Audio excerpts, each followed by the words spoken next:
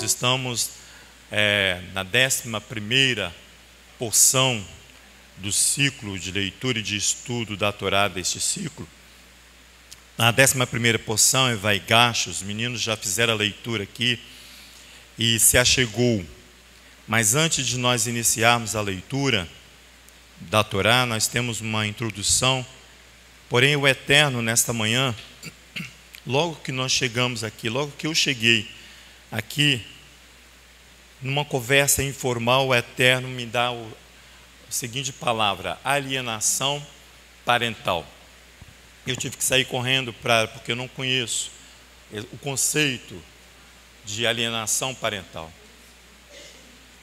É jurídico, sim, a pastora lembrou aqui que é um termo jurídico. E eu fui buscar esses conceitos aqui para você me ajudar e o Eterno nos ajudar a compreender aquilo que Ele traz para nós dois. Alienação parental, no conceito jurídico, desculpe aí os advogados, porque eu busquei de forma rápida, é um conceito simples, mas jurídico. É quando em caso de divórcio, de separação dos pais, e quando uma das partes influencia o filho a tomar partido e a se colocar contra uma ou outra parte. Um conceito jurídico, isso é alienação parental. Segundo os advogados, isso é crime na legislação penal. Dentro da psicologia, não muda muita coisa, mas diz que a influência na formação psicológica da criança ou do adolescente promovida por um dos genitores. Psicologicamente é quando o pai ou a mãe, ou o seu cuidador, ou aquele que é responsável pela criança ou adolescente, vai influenciar de forma negativa a formação dessa criança e desse jovem. Eu fui buscar um conceito comum também.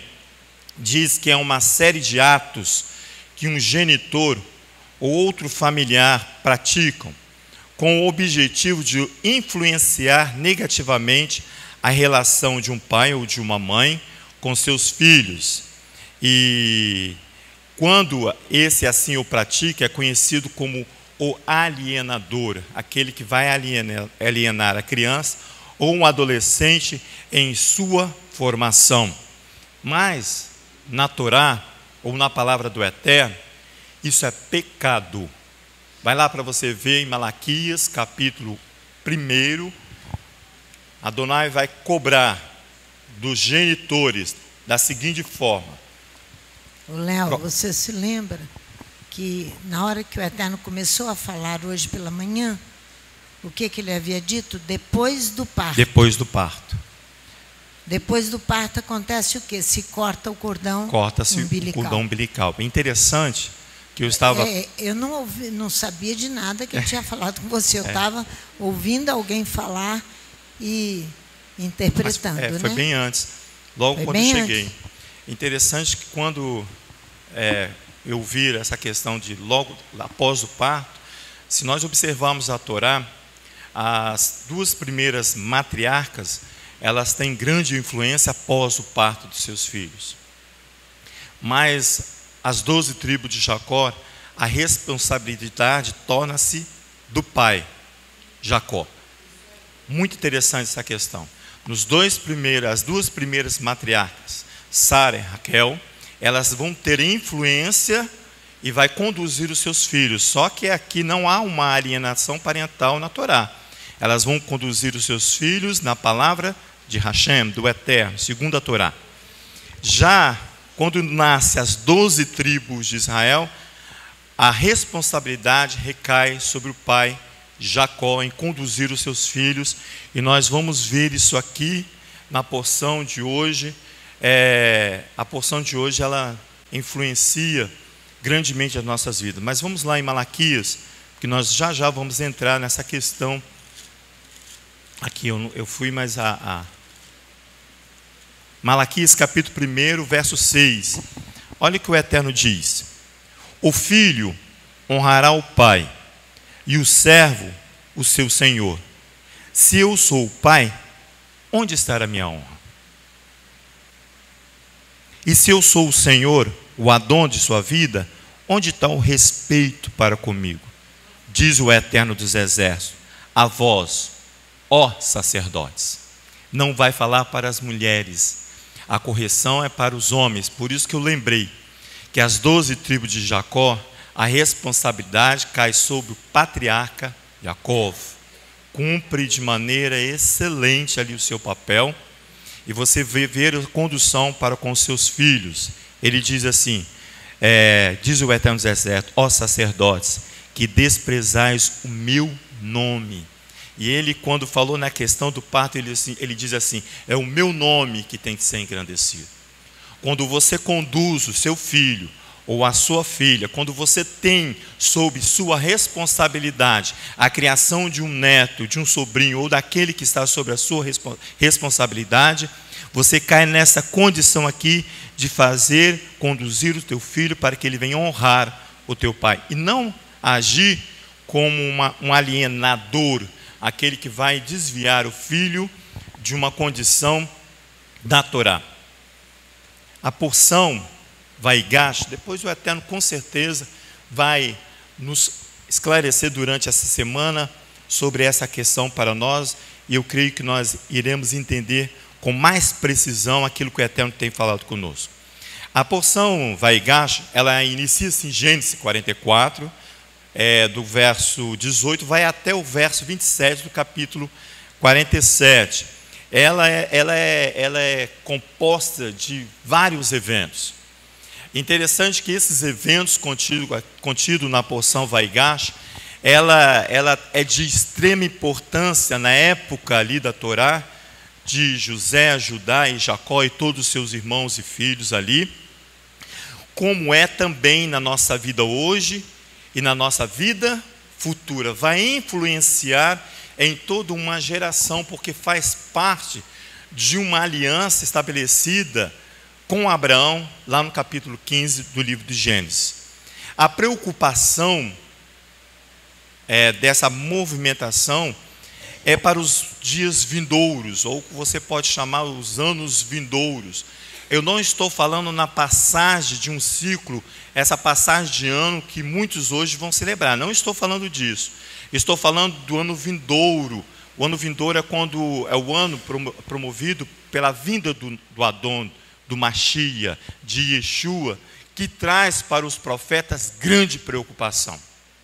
Grande preocupação traz aos profetas esse grande dia.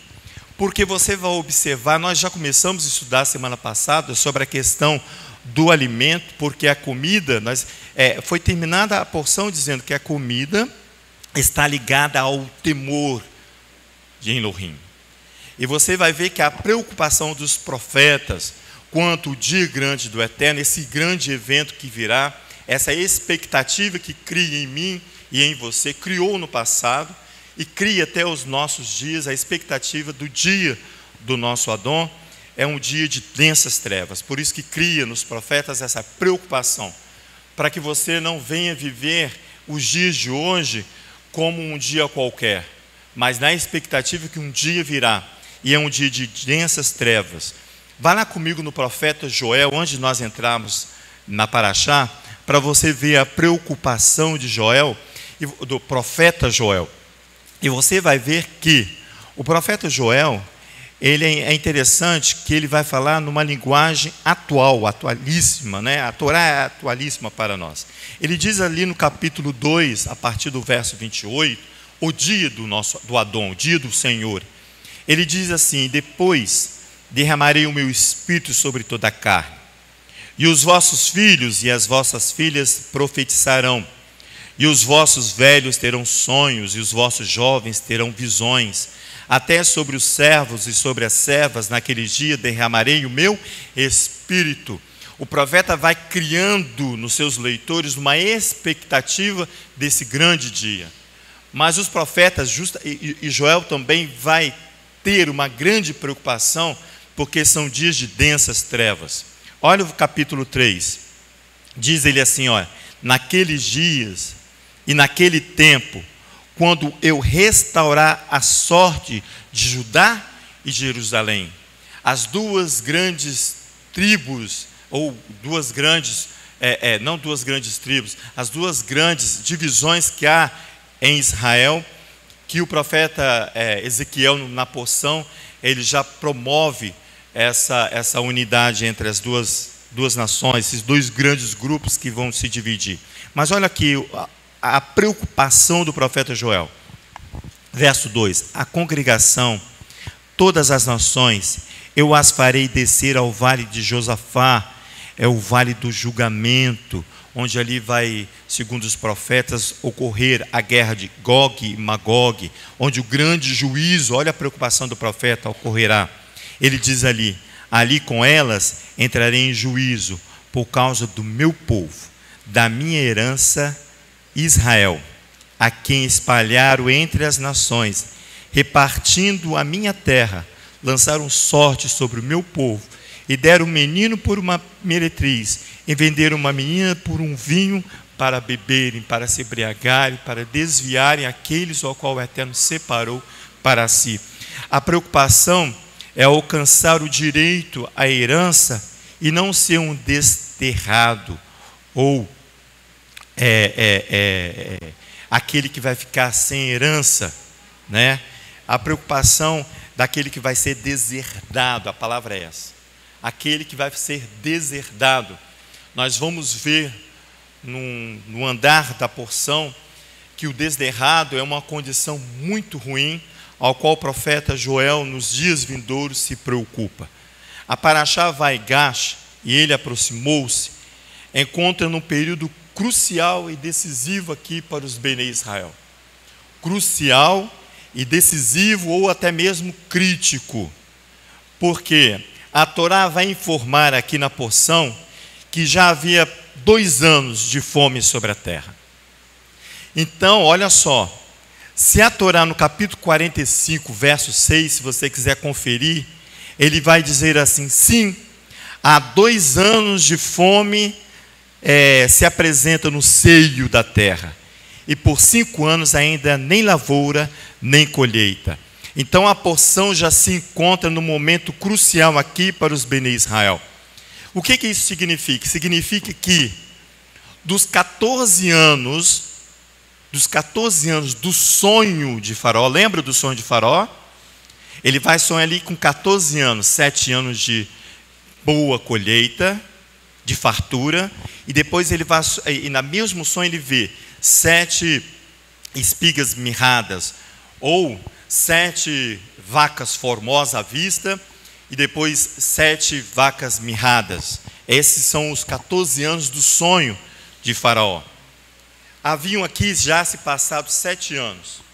Esses 7 anos que se passou aqui foram 7 anos de grande fartura.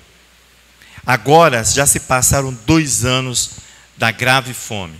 Irmãos, nós aprendemos semana passada que essa fome é tão grave que eu, você e os Bnei Israel fará esquecer o tempo da fartura, de tão grave que vai ser a fome. Você vai esquecer do tempo em que você vivia com a fartura, de tão grave que é. Então, se a fome vem após um período de grande abundância, o Eterno vai chamar a atenção a mim e a você de que o foco não pode ser somente a fome. Não. A fome aqui é a causa da preocupação dos profetas. A fome aqui é a aplicação do juízo de Adonai. Mas o nosso problema, meu e seu, está no tempo de fartura. O meu problema e o seu problema e o nosso problema está no tempo de fartura. Então, a fome que virá, como diz aqui, olha, já se passaram 2 anos da grave fome. Então, faltam 5 anos ainda aqui para os Bnei Israel, para os filhos de Israel, os filhos de Judá. Então, a paraxá anterior, ela foi conclusiva ali, dizendo para nós que a comida está ligada no temor de Elohim. Vai comigo, por favor, em Deuteronômio. Vira as páginas da tua Torá. Vai lá, por favor, no capítulo 8. Porque a Torá diz que o Eterno traz a nossa memória, que Ele te humilhou, Ele te deixou ter fome, Ele vai te dar fartura através do maná, para saber o que há no teu coração. O tempo de fartura, o Eterno dá para mim e para você, para saber o que há no teu e no meu coração. Por isso que a preocupação não deve somente ser com a consequência, que é a fome, que é a causa da nossa preocupação, mas sim a aplicação do juízo está no tempo de nossa fartura. No capítulo 8 de Deuteronômio, eu não fui, peraí. Capítulo 8 do livro de Deuteronômio. Aqui, a Torá ele deixa claro e explícito para mim e para você isso aqui. Olha o verso 7. Ele diz assim: pois o Eterno teu Elohim te introduz numa boa terra, terra de ribeiros de águas, de fontes e de mananciais profundos, que manam dos vales e das montanhas, terra de trigo, de cevada, de vides, figueiras, romãzeiras, terra de oliveiras, de azeite e mel, terra em que comerás o pão sem escassez, e nada te faltará nela, terra cujas pedras são de ferro, e de cujas montanhas cavarão o cobre. Comerás e te fartarás, bendizendo ao Eterno teu Elohim pela boa terra que te deu. Ele já te orienta que quando no tempo da tua fartura, o verso 10 diz assim, que você precisa comer e se fartar, e bendizer ao Eterno teu Elohim pela boa terra que te deu. Aqui estão 7 frutos que pode saciar a tua fome e a tua necessidade. Esses 7 frutos são aptos para te nutrir. O verso 11 diz: guarda-te, para não te esqueceres do Eterno teu Elohim, não cumprindo os teus mandamentos, os seus juízos e os seus estatutos que hoje te ordeno, para não suceder que depois de teres comido, de se fartar, de estares farto, e de teres edificado boas casas e habitados nelas, e depois de multiplicarem as tuas vacas e as tuas ovelhas, e aumentar a prata, o ouro e tudo quanto tens, se ensoberbeça o teu coração, e te esqueça do Eterno teu Elohim, que te tirou da terra do Egito, da casa da servidão, que te guiou por aquele grande e terrível deserto, de serpentes abrasadoras, de escorpiões, terra árida sem água, onde fez jorrar para ti água de pedra dos rochedos, que no deserto te sustentou com maná, que teus pais não conheceram, a fim de te humilhar e de provar, afinal, e te fazer bem. Está vendo que no tempo da fartura ele vai cobrar para que você e eu não venhamos esquecer desse tempo. Ele vai te humilhar, ele vai te dar fome, mas ele vai te sustentar com maná. Essa prescrição que a Torá fala no capítulo 8, ela é consequência já de Levítico capítulo 26, que você e eu conhecemos muito bem, porque os 7 frutos aqui, estabelecido aqui em Deuteronômio capítulo 8, ele vai refletir as 7 rejeições, os 7 desprezos, segundo os rabis, que o homem faz para com Adonai. Se eu sou o pai, onde estará a minha honra? Diz o profeta Malaquias.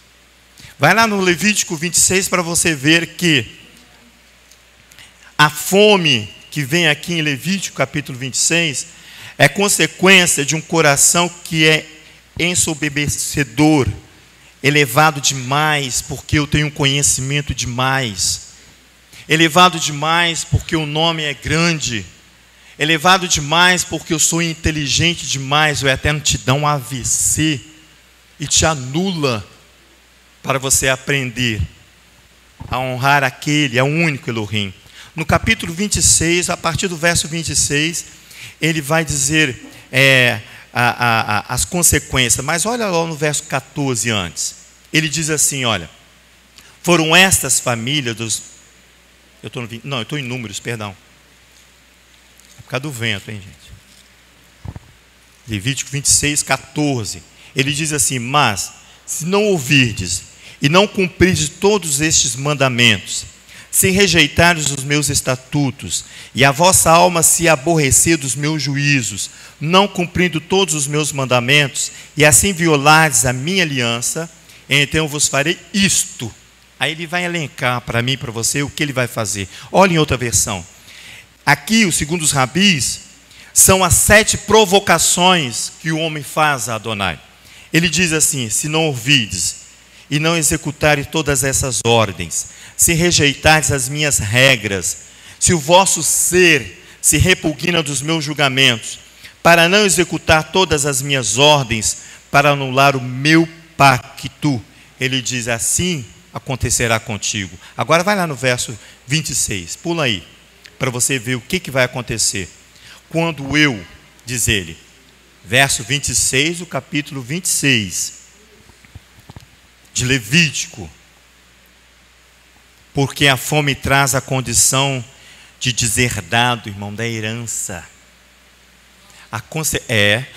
Essa consequência que nós vamos ler aqui te coloca como deserdado. Nós vamos ver o conceito de deserdado segundo o Torá. Mas vamos ver aqui. Verso 26 diz: quando eu cortar o suprimento do vosso pão, 10 mulheres assarão um pão num só forno, e você há distribuído por peso, como eloeis, mas não fartareis. As mulheres que trabalham na cozinha sabem exatamente isso aqui, ó, porque o pão vai ser pesado, e você e eu vamos receber a quantidade necessária, porém não vai nos satisfazer, não vai nos fartar. Diz assim, ó: tendo eu destruído o bastão de pão, 10 mulheres panificarão o vosso pão em um único forno, elas devolverão o vosso pão no peso. Comereis, mas não saciareis, porque você vai entrar no grande juízo de Adonai. Olha o verso 27. Se com isso não me ouvides, se seguirdes contra mim na hostilidade, ireis contra vós, exaltado de hostilidade. Eu vos punirei, eu também, 7 vezes o número das vossas faltas. Aquelas faltas lá que está no capítulo 26, verso 14 e 15.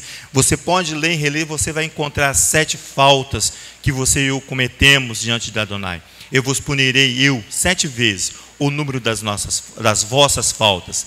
Comereis a carne dos vossos filhos, e a carne dos filhos comereis.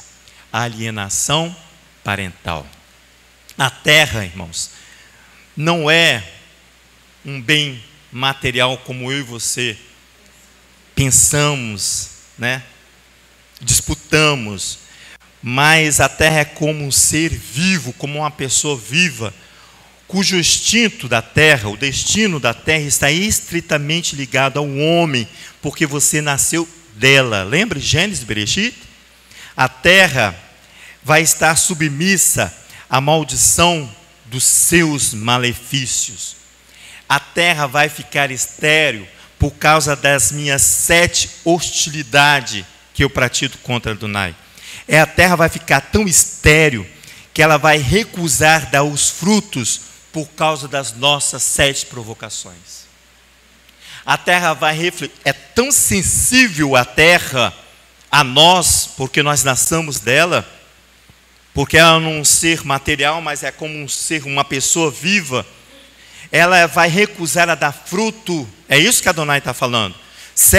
10 mulheres assarão o pão num só forno, porque a terra vai rejeitar, recusar a dar o fruto por causa das minhas provocações contra Adonai. Vai lá em Jeremias, ver o profeta acusando isso aí. Jeremias capítulo 44. Isso é a introdução. Jeremias capítulo 44. Diz assim, vai lá, eu vou esperar porque eu sou meio acelerado.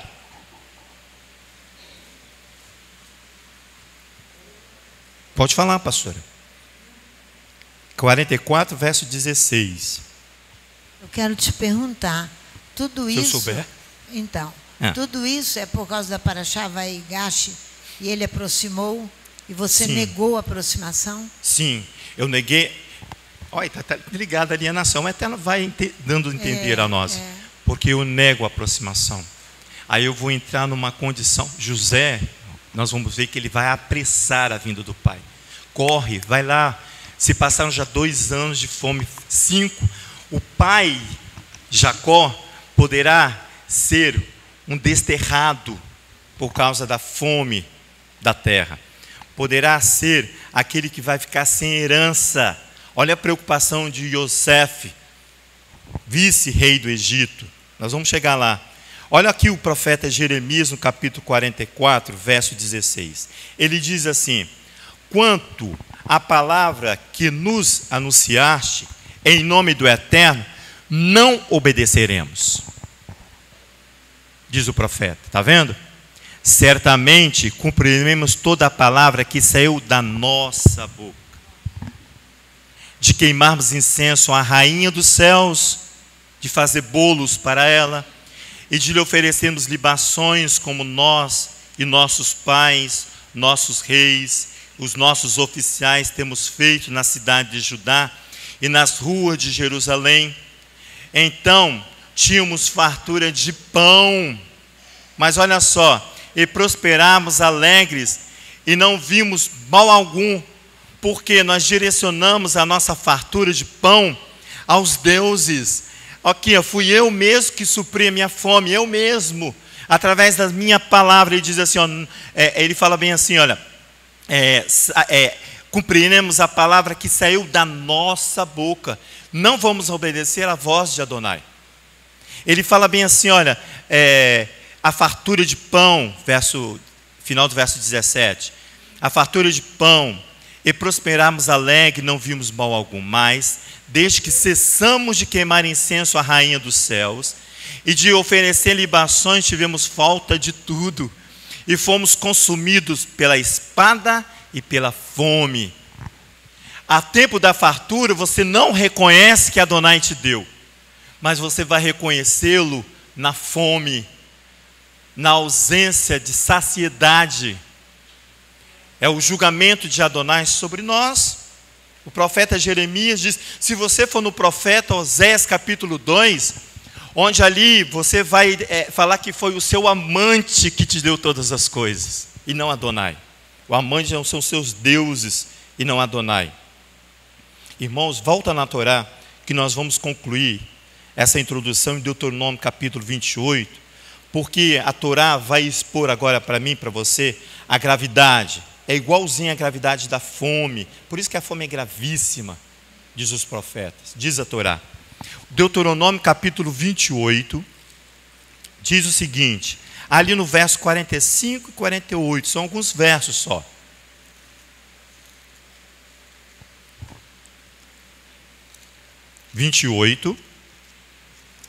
Amém?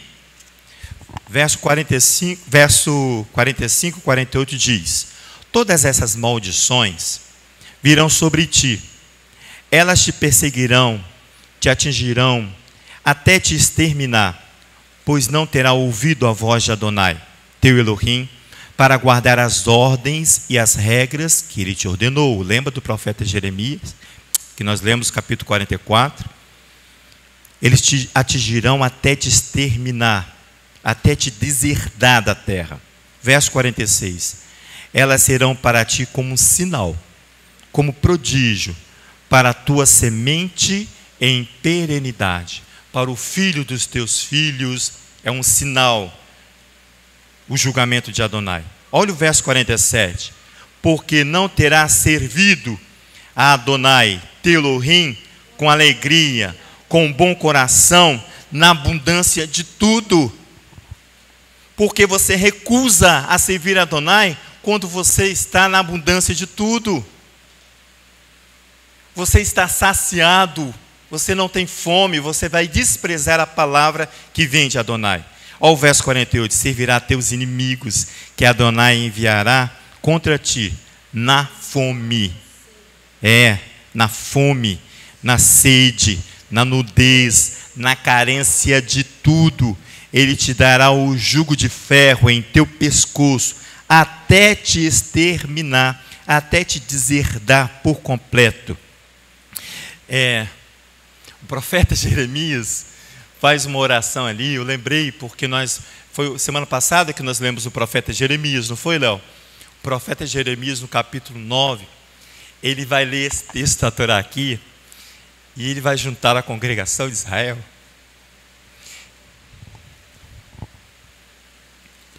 Vai lá, Neemias capítulo 9, vai lá.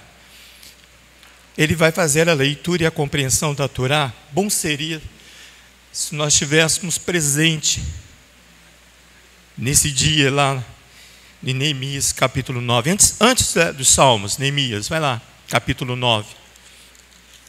O que vai trazer o verdadeiro arrependimento é um confessar de pecado. É uma convocação que Neemias faz aqui no capítulo 9. Não vamos ler todo ele não, para você não ficar enfadado. Mas diz assim, ó, o verso 1 e 2, no 24º dia desse mês, capítulo 9 de Neemias, antes dos Salmos aí. Ajuntaram-se os filhos de Israel com jejum e pano de saco e traziam sobre si, terra sobre si. Os da linhagem de Israel apartaram-se de todos os estrangeiros e puseram-se de pé e confessaram os seus pecados e as suas iniquidades, a iniquidade de seus pais. Olha o verso 35, lá no finalzinho.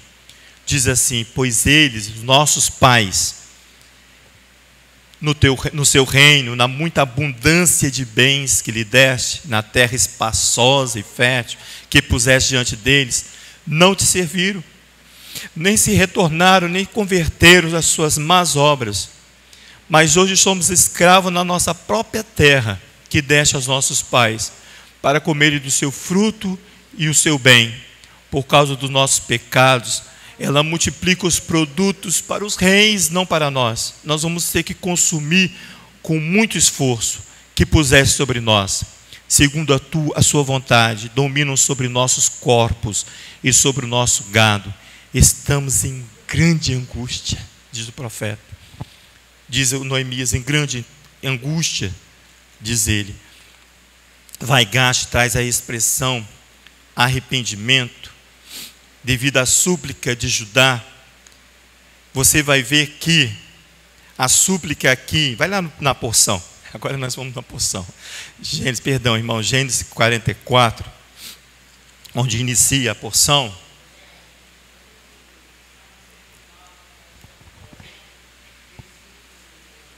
Salmo 109, versículo 17, vai lá, irmãos. Diz que amou a sua maldição, que ela sobrevenha. Não deseja a bênção, ela se afaste dele. Vestiu-se. Maravilhoso esse texto. Nós vamos ler. Isso. Vamos lá agora, retorno com todo mundo para ouvir. Porque aqueles que estão em casa, eles precisam estar na mesma sintonia conosco. Salmo 109 foi um salmo que o Eterno colocou em nosso coração durante essa semana. Ali Ritona leu o verso 17 e 18. Vai lá ver. Está em linha sim, Ritona, com isso que nós estamos conversando. Capítulo 9, 109 do livro dos Salmos, verso 17 diz: visto que amou a maldição, ela lhe sobrevenha. Não desejou a bênção, ela se afaste dele. Vestiu-se de maldição como um vestido, penetrou nas suas entranhas como água, em seus ossos como azeite. Estamos sim, Ritona, em grande angústia, em grande risco. Por que eu disse que Vaigash traz essa expressão de Neemias de arrependimento? Devido à súplica que Judá faz aqui em Gênesis capítulo 44. Essa súplica aqui, ela tem um contexto de confissão de pecado. Vai lá para você ver. Gênesis capítulo 44. Verso 18 é o verso que inicia a porção. Olha só como que inicia. Então Judá se chegou a ele, Vaigash, se aproximou e disse: ai, Senhor meu, deixa, peço-te, o teu servo dizer uma palavra aos ouvidos do meu Senhor. E não se acenda a tua ira contra o teu servo, porque tu és como Faraó. Meu Senhor perguntou aos seus servos: tem de vós pai ou irmão? agora em diante, Judá vai expor, vai trazer à memória de José, tudo aquilo que foi acordado com José, só que ele vai, juntamente com esse relato, fazer uma confissão da sua transgressão. Olha aqui, ele diz assim, olha: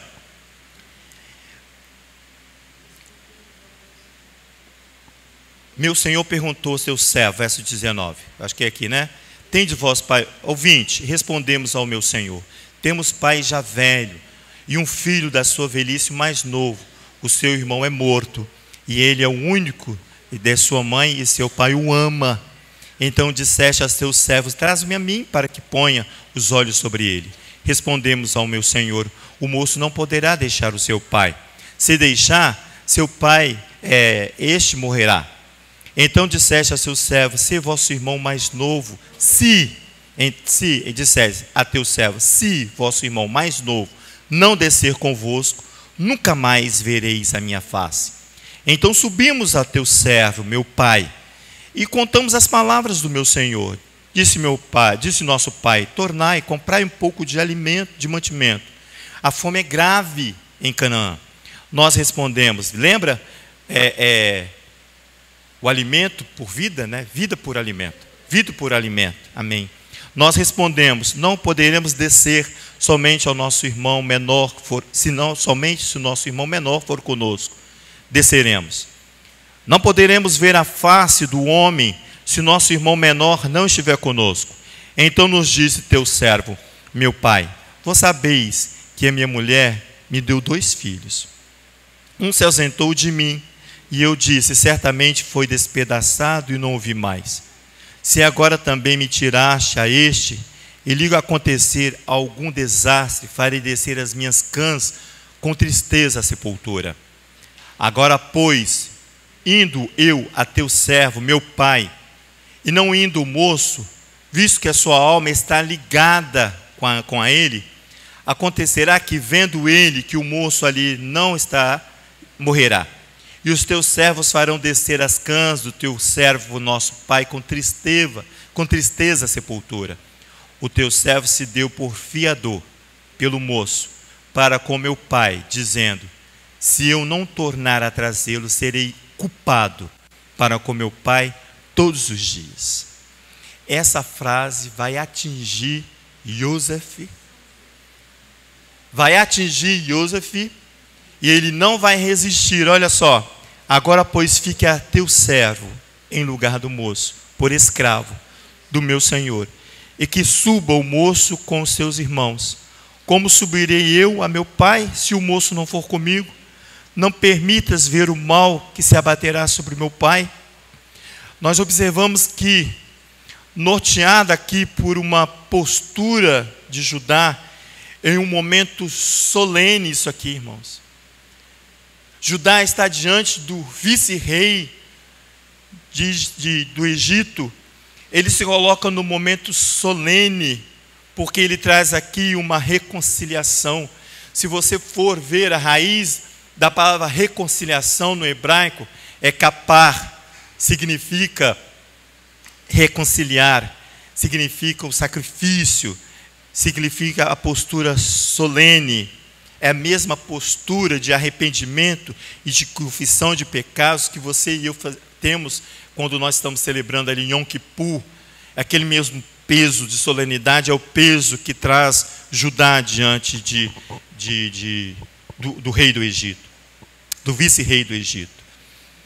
Com uma carga dramática, o diálogo é dominado por Judá, porta-voz dos irmãos, que é exposto através de um discurso de um ser já transformado por um arrependimento genuíno e verdadeiro. A postura de Judá aqui foi alterada lá atrás, lembra? Quando ele coloca-se ali junto com Tamar, ele vai reconhecer Tamar muito mais justa do que ele. Aquela experiência ali, por isso que a Torá faz uma pausa ali e vai falar de Tamar, porque vai influenciar grandemente a vida de Judá. Ele se apresenta aqui com um ser já transformado. A sua retidão aqui era para proteger a vida de Benjamim e seu pai, a sua descendência. Benjamim e seu pai. A postura aqui de Judá torna-se mais efetiva do que o sentido de postura que ele teve quando ele não protegeu totalmente a vida de José. É isso que vai atingir José. É isso aqui que vai atingir José. Ele vê em Judá uma postura de arrependimento na sua confissão de pecado, porque é diferente quando ele estava diante da situação com José. Ele fala assim: vende aos midianitas. Aqui não, ele fala assim: não, eu me coloco no lugar do meu irmão mais novo, para proteger a vida do meu irmão, por causa do meu pai, que o ama, seu ser está ligado ao dele. O argumento aqui torna-se irresistível a Yosef, quando Judá expressa ser um doador de vida pelo seu irmão Benjamim, a favor de seu pai, que terá risco de morte sem a presença do mais novo. O verso 30 diz: agora a minha chegada junto a teu servo, meu pai, o adolescente não estará mais conosco. Ora, o seu ser está ligado ao ser dele. Observa aqui que Judá vai suplicar a José humildemente a sua compreensão e o seu favor. Ele chama aqui José de meu senhor, meu Adom, devido estar diante de um alto representante do Egito. Ele não sabe que está diante do seu irmão, mas diante do vice-rei do Egito. Ele deixa exposto aqui, sabe o quê? Diante de José, o seu temor.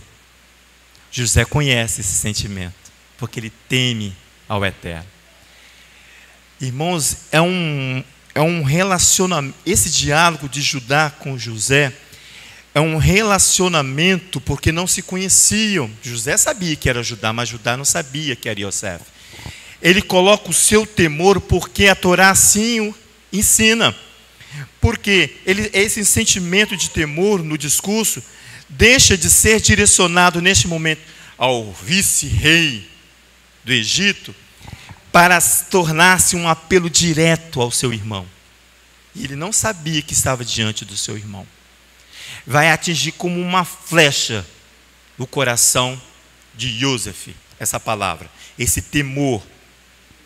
Porque Judá reconhece que neste momento da sua vida, na vida do seu pai e dos seus irmãos, José retém nas suas mãos o poder da vida e da morte. Ou ele dá o suprimento do pão, ou ele deixa toda a família perecer.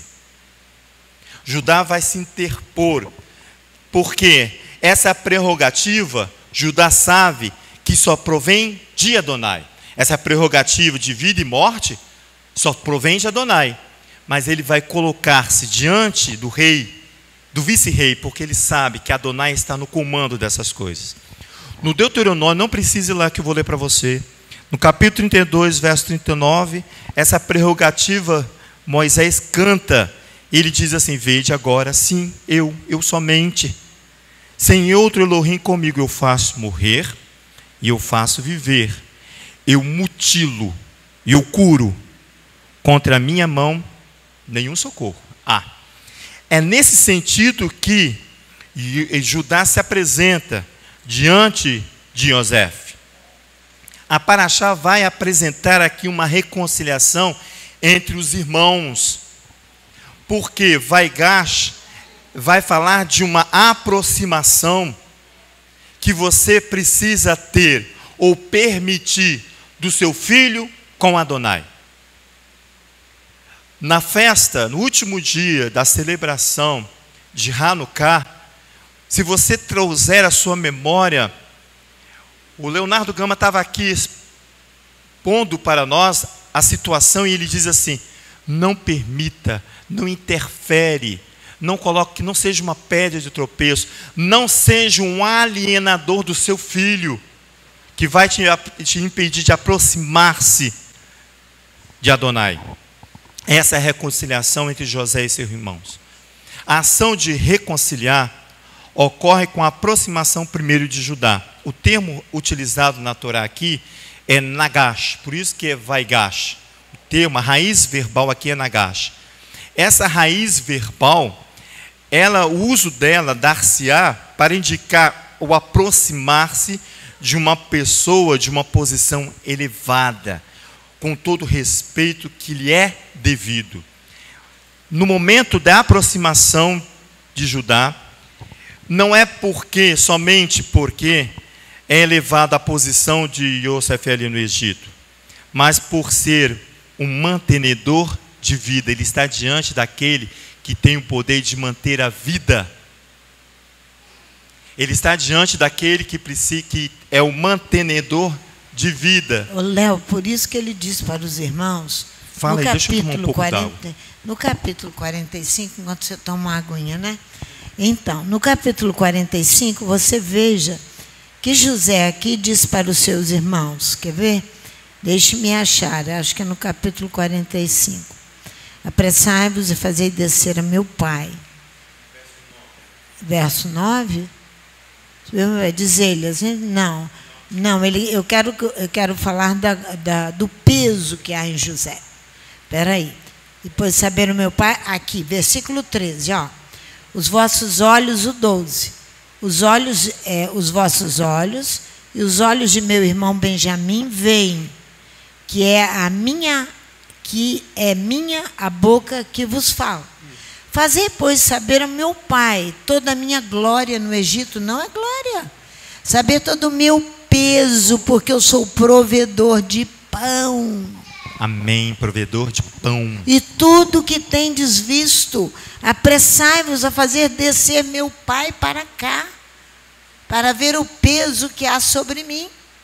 Ele não é leve. Não é leve. Ele é pesadíssimo. Por isso que ele não vai ali no capítulo 45, que a senhora está lendo, ele não vai se conter. Os rabis falam assim que há um rio que flui de José como uma corrente, ou como uma forte corrente de água, porque o peso de retenção. Aí você vai lá para dentro do seu quarto, chora, nessa no machado, chora, se derrama em uma libação de choro por causa do peso e a responsabilidade que está sobre ele. Ele é mantenedor de vida. Sim, aqui, sobre ele para um outro. Baruch Hashem, o mantenedor de vida, o provedor de pão. Você sabe o que é o mantenedor? É o que mantém, é o que sustenta, é o que defende alguém, é aquele que promove uma justiça social, é aquele que está a favor de uma tzedakah. A prática da tzedakah não é ir lá e depositar. Pode depositar, né, Vanessa? Pode depositar, mas não é só isso. É você precisa exercer e sustentar o outro com pão. Isso é o mantenedor. Se você quer ver um discurso de mantenedor, eu não vou lá, mas depois você senta e vê João capítulo 6, e Yeshua diz assim, eu sou o pão da vida. Vai lá no capítulo 6, depois você lê o capítulo 6, ele vai te dar uma aula de que é um mantenedor de pão. Yeshua, Messias, aquele que é o nosso Adon, que recebe toda a reverência minha e sua.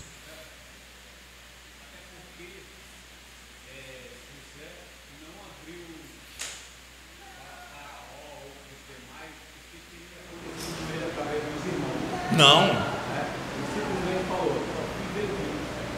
Fui vendido, exatamente. Não há uma exposição dos detalhes.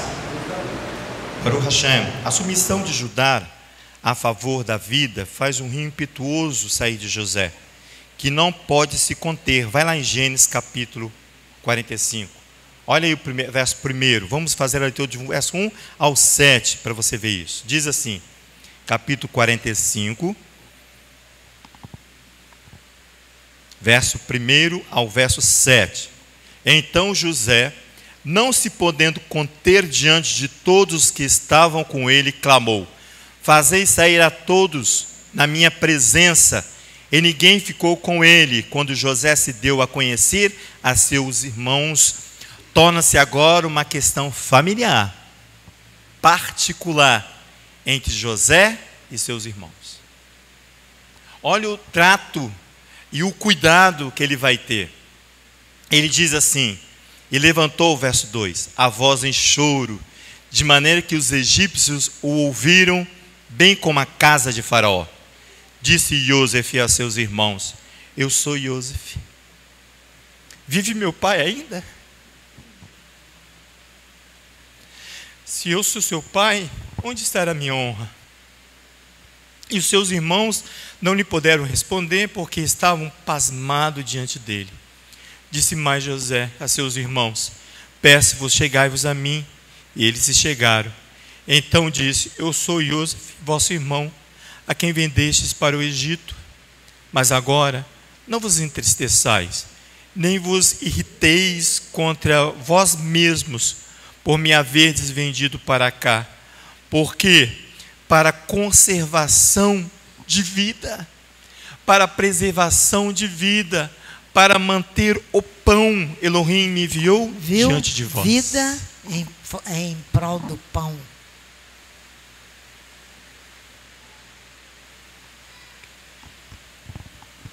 Pois já houve 2 anos de fome na terra, e ainda restam 5 anos, em que não haverá lavoura nem colheita, pelo que Elohim lhe enviou adiante de vós, a fim de conservar a vossa sucessão na terra. A vossa sucessão na terra. Guarda essa palavra, a vossa sucessão na terra. E para guardar-vos em vida por um grande livramento. Você vai ver, eu vou pular aqui, tá, irmãos? Deixa eu pular um pouquinho. Você vai ver aí, logo após, a urgência de Iosef em garantir o seu pai e todo o clã familiar sua sobrevivência. A partir do verso 9 em diante, ele vai apressar a vinda de seu pai.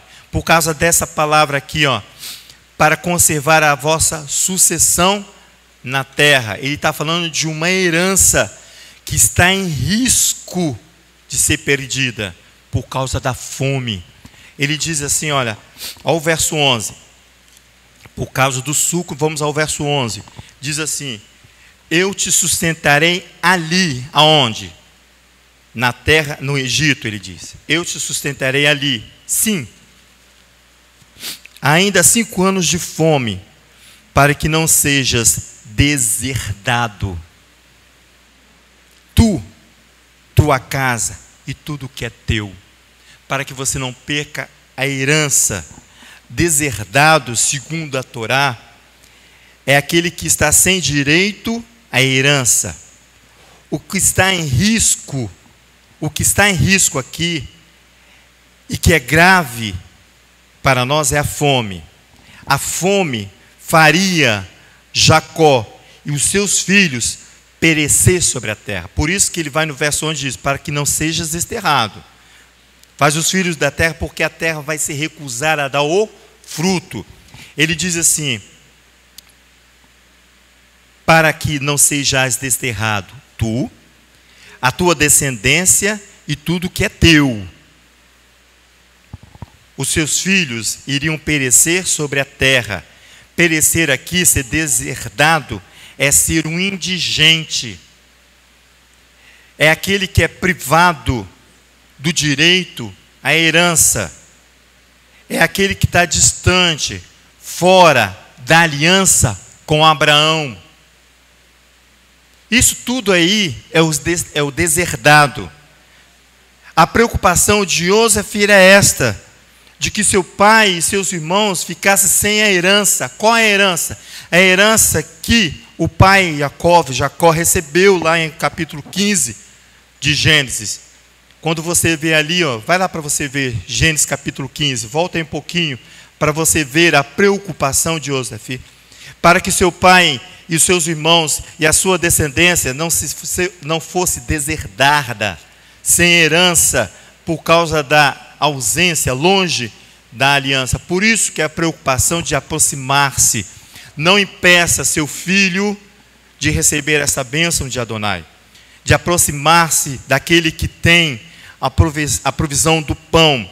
No capítulo 15, vai lá no verso 5, diz assim, olha, em Gênesis 15, verso 5, diz assim: então o levou para fora e disse: olhai para o céu e conta as estrelas, se a podes contar. Então lhe disse: assim será a tua descendência.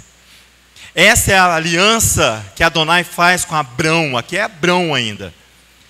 Que José, vendo na ausência de suprimento do pão, Jacó e as tribos de Israel iriam perder, iam ser deserdados. É isso aqui, olha, no capítulo 5. Então, peraí que o vento aqui. E disse, olha, agora o céu, e conta as estrelas, se a podes contar. Então lhe disse, assim será a tua descendência. Creu a Abraão no Eterno, e isso lhe foi imputado para a justiça. Disse mais, eu sou o Eterno, que te tirei do Ur dos Caldeus para dar por herança esta terra. Aí ele faz a pergunta, o Eterno Elohim, como saberei que herdá-la? Aí ele vai fazer aqui, olha, como poderei saber que respondeu-lhe, toma uma novilha de 3 anos, uma cabra de 3 anos, um carneiro de 3 anos, uma rola e um pombinho. Abraão trouxe todos esses animais e partiu ao meio e pôs cada parte em frente uma da outra, as aves, porém, não partiu. Então as aves de rapina desciam sobre os cadáveres, porém Abraão os enxotava, protegendo a sua aliança. Igualmente, Raquel faz com seus filhos, protegendo a sua aliança. A preocupação de trazer com urgência seu pai não era mais aquilo que você e eu temos de sentimento, que falamos assim, nossa, que saudade, né, afetivo. Não é esse sentimento afetivo, não é um sentimento emocional, não é, mas é pelo cuidado que a Torá seja cumprida, a aliança feita com o pai Abrão seja cumprida, e eles não sejam deserdados sem direito à herança, sejam indigentes na terra. Assim como a comida está totalmente ligada ao temor de Elohim, como nós aprendemos semana passada, a posse da herança também. Diz o salmista no Salmo 26. Vai lá comigo no Salmo 26. Assim como a comida está totalmente ligada ao temor a Elohim, a herança também. O Davi canta aqui no Salmo 26, Salmo 25, perdão. Ali a partir do verso 10, vai lá. O homem que teme Adonai, o homem que teme Adonai, o homem que teme Adonai, o homem que teme Adonai, faz garantir herança à sua descendência. Léo, o homem que teme Adonai faz garantir a sua herança à sua descendência. Lembrei do Salmo 128 agora. Olha só, 25 verso 10 diz assim, todos os caminhos do Eterno são amorosos e fiéis para aqueles que guardam a sua aliança e os seus testemunhos. Por amor do teu nome, ó Eterno, perdoa a minha iniquidade, pois é grande. Qual é o homem que teme ao Eterno? Esse lhe ensinará o caminho que deve escolher. A sua alma repousará na prosperidade, e a sua descendência lhe dará a terra. O temor a Adonai vai garantir, o temor vai garantir a herança. No direito civil, quando há uma deserdação, quando é deserdado, o direito civil brasileiro, eu não vou entrar nisso não, diz que consiste na perda da herança por ato de vontade do autor que se manifesta em testamento. Isso é o direito civil. No direito da Torá, é quando você se manifesta contrário à palavra do Eterno. Você vai impedir que o teu filho tenha direito à herança. Aqui, no Código Civil Brasileiro, há várias possibilidades. Eu vou ler só algumas delas para você ficar ciente do que é uma deserdação, deixar seu filho como indigente sobre a terra. A deserdação dos filhos é uma ofensa, é quando há uma ofensa física contra os seus pais, ou uma injúria grave contra os seus pais, quando há uma relação ilícita contra os seus pais, quando os seus pais tenham desamparado você, dá direito a ser deserdado o pai. Mas quando você desampara o teu pai, você está sujeito a ser deserdado. Está vendo que o deserdar fala de uma relação familiar? Por isso que José vai no momento, vai agora um assunto é familiar. Ele vai falar de Torá. Chama meu pai, para que meu pai não perca o direito a Gênesis capítulo 15. A sua herança se multiplicará sobre a face da terra. O interessante é que Faraó concorda com a vinda. Bonzinho Faraó, né? Ele vai concordar com a vinda. Irmãos, com a família de José no Egito, está garantido o quê? José no Egito.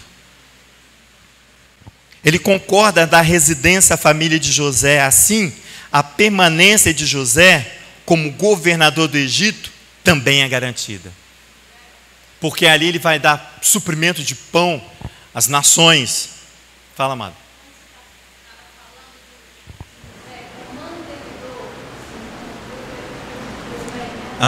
Como mantenedor do pão da vida.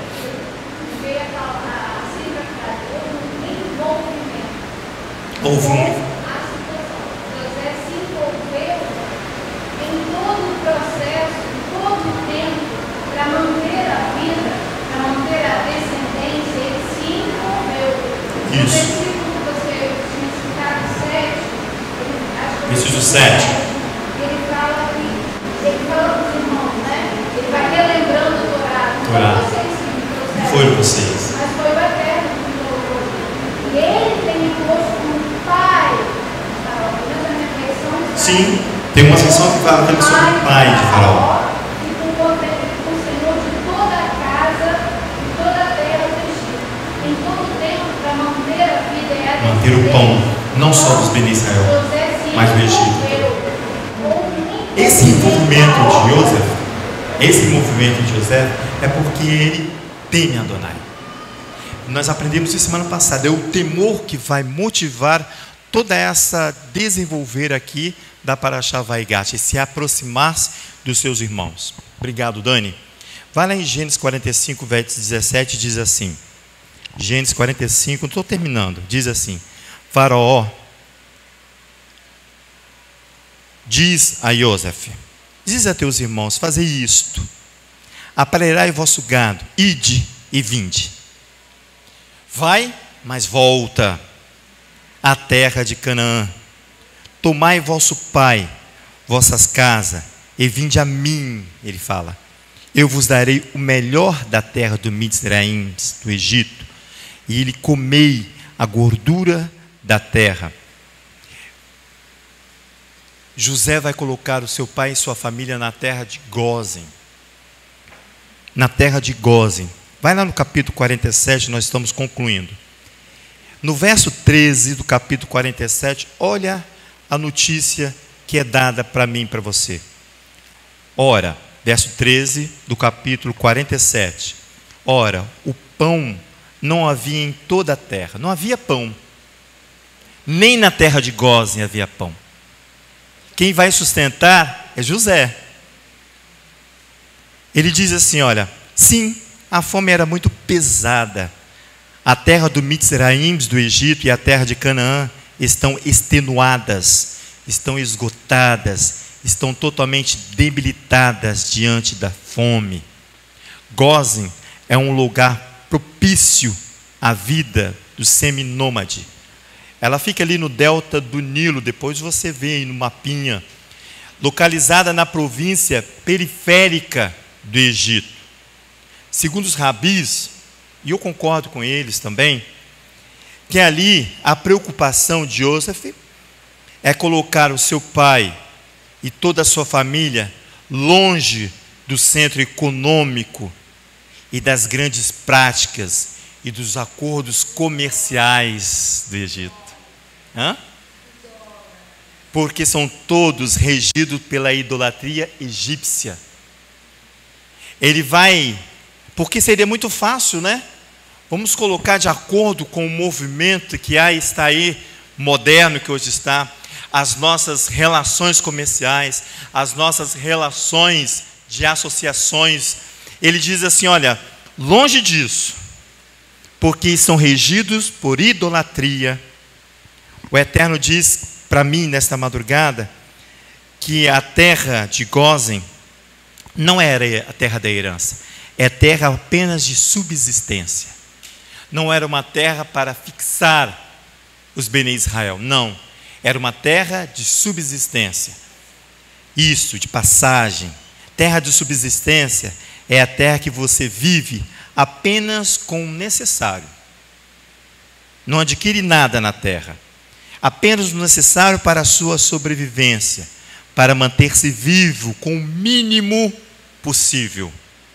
A subsistência tem como principal objetivo a produção de alimentos para garantir a sobrevivência do homem, da sua família e da sua comunidade.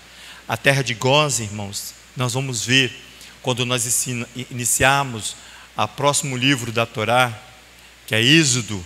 Você vai ver o que significa uma terra de subsistência, apenas de uma pequena sobrevivência. Ali, Israel vai se tornar um grande povo, não uma nação. Não uma nação, mas apenas um povo. Para se tornar nação, ele precisa ir à terra da sua promessa. Precisa adquirir a herança. Agora, com a vida promovida ali no Egito, por isso que o Eterno fala, o Egito, como é que é?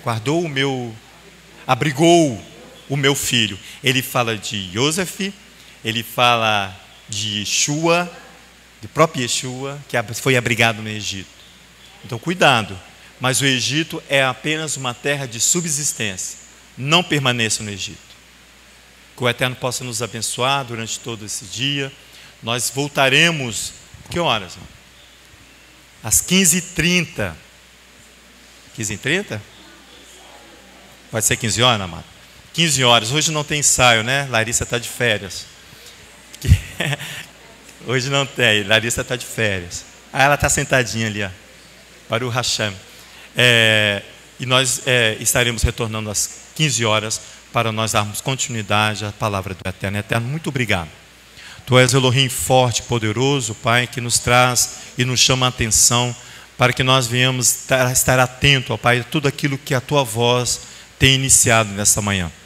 Dai-nos a compreensão de tudo aquilo que o Senhor anuncia para nós. Dai-nos inteligência, mas não uma inteligência humana que nós adquirimos em livros.